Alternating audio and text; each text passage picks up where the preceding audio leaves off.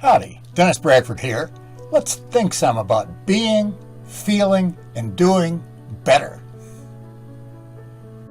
Is petitionary prayer the best type of prayer to use for spiritual awakening? It's critical to understand why it's not. Permit me to begin by repeating an important caveat, namely that I'm not a sage. I define a sage as anyone whose personal calibration on Dr. Hawkins' scale of consciousness is 600 or higher. In books such as Power versus Force, The Eye of the I, and I, David R. Hawkins, M.D., Ph.D., explained his scale of human consciousness. Every entity, including every thought, radiates at least a minute energy field, and that field can be calibrated on a scale of 1 to 1,000. It's really a scale that measures delusion. By claiming that I'm not a sage, I'm simply claiming that my present calibration is 599 or below. I have much more to say about that scale, including how to use it yourself, in the videos in the Emotional Empowerment playlist on this Dennis Bradford Ph.D. YouTube channel. Each level has its own distinctive view of what is real and meaningful. However, some sages, such as Roshi Kapleau and Dr. Hawkins, have explicitly questioned the value of petitionary prayer for spiritual awakening, and it's not difficult to see why that's the case. Ultimate reality is being. Being has many names in many languages.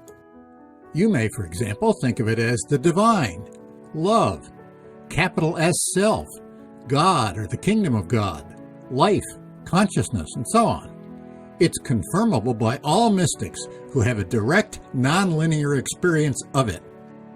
Compare Dr. Hawkins' I.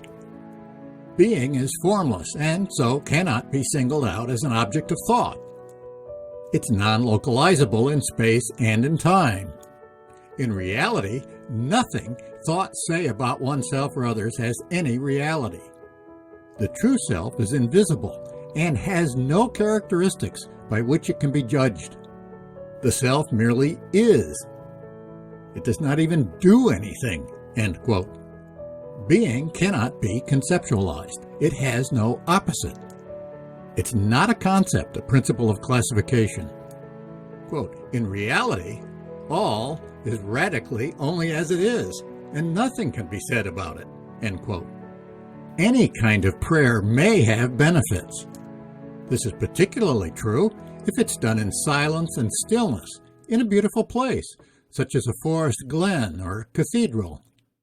It can be used to help concentrate the mind. Examples of ordinary petitionary prayers are, O Lord, cure Aunt Doris of her cancer, or help me, God, overcome my alcoholism. What's beneficial about petitionary prayer is that, if genuine, it demonstrates humility, an ability to detach, and a willingness to rely on a greater power. Quote, humility really means accurate, realistic assessment and awareness of limits, end quote. Petitionary prayer is not limited to Western religions. It's not, for example, unknown in Zen. Why doesn't petitionary prayer work well for spiritual awakening? It's primarily because it's focused on conceptualized content rather than on the context of genuine stillness. Quote, true silence is present when no thought is in your mind at all, not even about silence, end quote. From Roshi Kapleau's Straight to the Heart of Zen.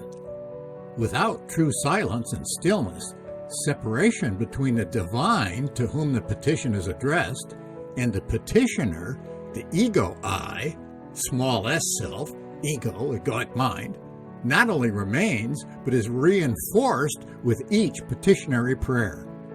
This is important in terms of living well because it's the notion of a separate ego I that is, quote, the source of all our griefs and sufferings, end quote. From Roshi Kapleau's Awakening to Zen. The thought that we are separate persons, individuals, particulars, is the source of all suffering. Dr. Hawkins, quote, it is only the illusion of individuality that is the origin of all suffering, end quote. From Power versus Force. Notice that the two examples require thoughts, judgments, conceptualizations, such as Doris has cancer or I'm an alcoholic. Thought separates. No thought unites. Thinking is not the same as being aware. Except at level 1000, all thoughts are relative to context. There is nothing the mind believes that is not fallacious at a higher level of consciousness, end quote. From Power versus Force by Dr. Hawkins. Furthermore, in the context of monotheistic religions such as Christianity, Judaism, and Islam, such prayers are arrogant in the sense that they involve trying to tell a supposedly omniscient God what to notice. If there were such a God, who would we be to do that? Furthermore, in that same context, they are also blasphemous. Who would we be to try to tell God what to do? Furthermore, anthropomorphizing ultimate reality is a major mistake. Nothing is personal, unless we egocentrically attach to it. Spiritual work is about transcending or detaching from the ego I, which is actually an it. From Dr. Hawkins' I, quote, "The problem arises because one personalizes and identifies with it. Inherently, it has no power, and the power to decline the ego's programs increases exponentially as one progresses spiritually," end quote, and raises one's level of consciousness. Let's look at another way to pray in the next video. Peace.